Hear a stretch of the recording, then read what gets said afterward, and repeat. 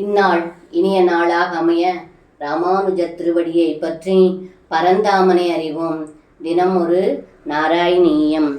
வச்சன திவசே பூயோ பூயஸ்தரே பருஷாதபே தபனதனயா பாத பாதும் கதா பாவதாதயः சலிதகிருதம் பிரேஷாமா ஆசூர்பகம் கலு விஸ்மிருதம் சிதிதரகிருச்சேதே கைலாச சைலமிவாபரம்.